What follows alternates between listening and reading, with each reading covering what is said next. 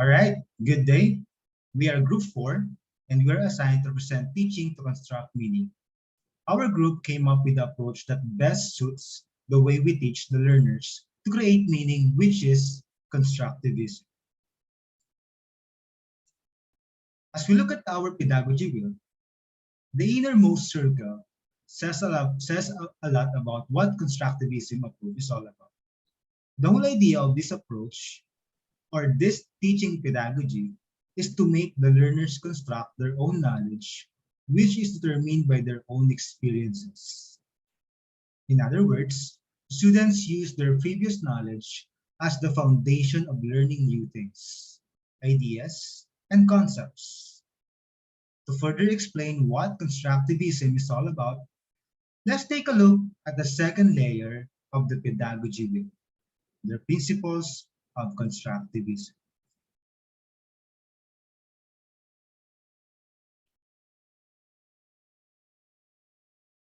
The first principle says that people learn to learn as they learn. Learning is an active process. Learning involves constructing meanings and systems of meaning. We learn things and acquire skills as we are in the process of doing it or learning it. For instance, a learner learns sequencing of events when he or she is writing a narrative story. So that is for the for the principle, people learn to learn as they learn.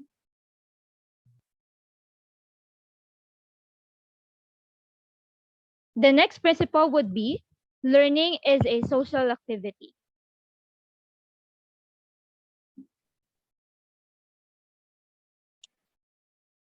Okay, good day, everyone. So proceeding with learning as a social activity principle.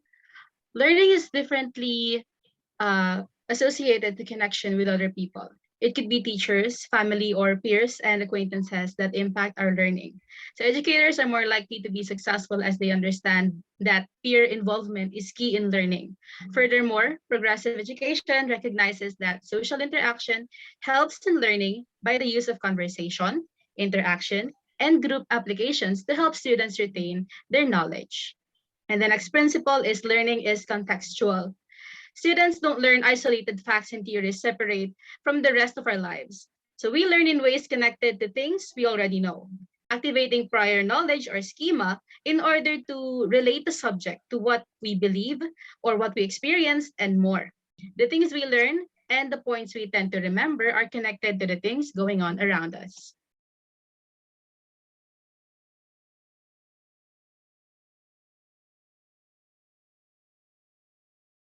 Okay, the next principle would be knowledge is personal, no?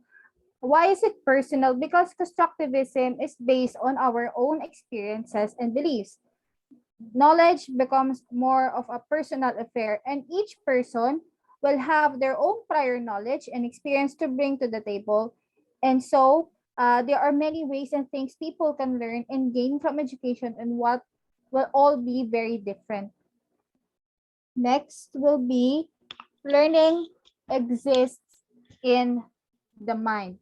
So basically in constructivism principle, there are many aspects of learning, and thus it allows all of the students to present new information and modify their existing knowledge, and this allows them to somehow compare pre-existing schema to some situations. The next po. All right, and now let's go to motivation is key to learn. As an educator, we are all aware that the learning process itself would take place if the learners are highly motivated. Educators need to find a way to make the students engaged and motivated on their own learning. One effective way of doing that is to make the students realize that learning is beyond reading books and listening to lectures. Learners should feel that the knowledge, ideas, and concepts that we want them to acquire is relevant for them, which they can use in the outside world. And the last but definitely not the least, knowledge is constructive. In constructivism approach, this basic principle is where the learners build their own knowledge that basically revolves around the other knowledge, meaning they take pieces that they think are essential for them and create the learning in their own way. The previous ideas, concepts, knowledge, beliefs are all crucial in this type of learning process, which is called continued learning.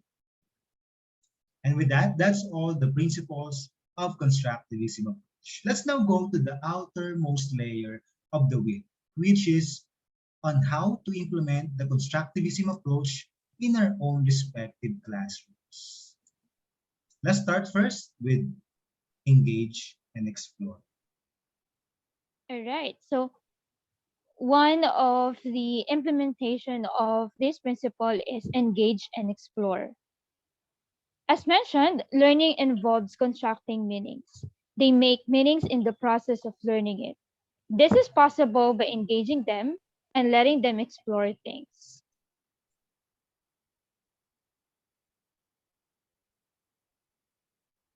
The next would be explain and elaborate.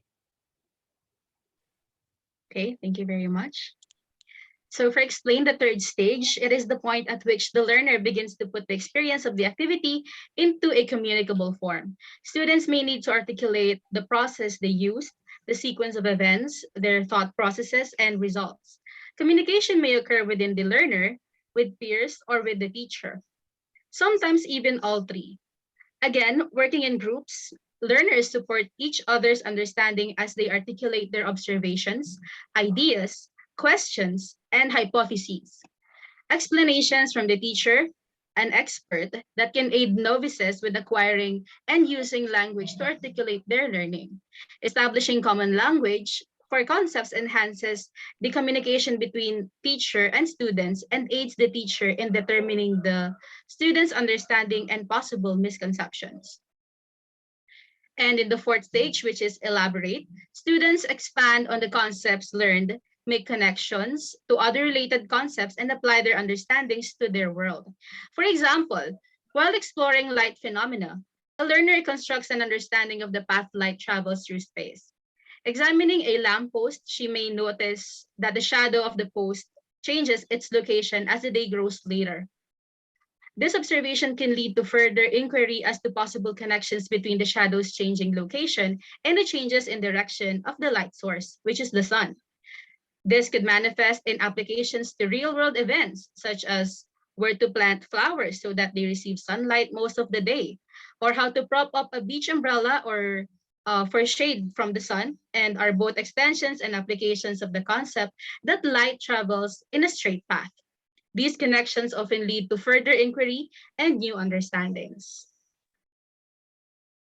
So for the next, we will have evaluate. All right, thank you, Ms. Cleo. So for the last one, for the last part, we have evaluation, which I think is the most important part of the implementation of constructivism inside the classroom, because it helps out when planning and helps you think as a teacher or as an educator about the learning that has taken place inside your classroom. Spending time going through the learning activities and seeing how students have responded to a certain task or question can really help reshape it for your future classes.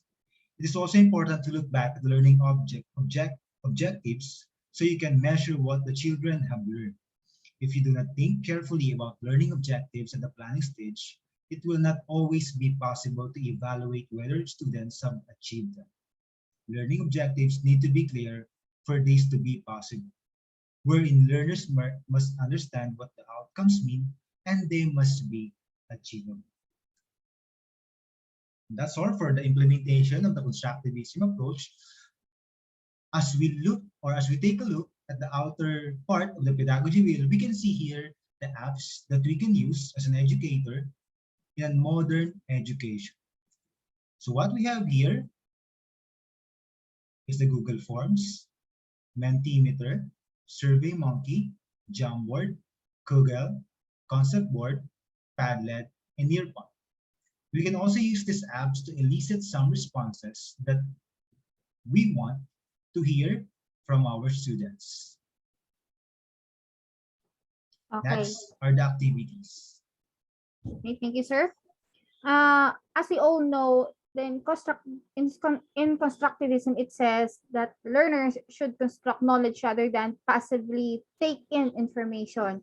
And as people experience the world and reflect upon these experiences, students build their own representations and incorporate new information into pre-existing knowledge. With the following activities stated in here, these will create a representation in so the students may able to incorporate all of the information that they have gained from the lessons and then apply it into some several activities I will mention here: role playing, real life simulations, hands-on creative activity, laboratory activities, debate, field trips, and immersions. And with that, that's our presentation as as the group assigned for teaching to construct meaning. But remember that there's no best approach or method that we can use as a teacher in teaching our students. It all comes down in our execution and the very reason why are we teaching them. Thank you and have a great day.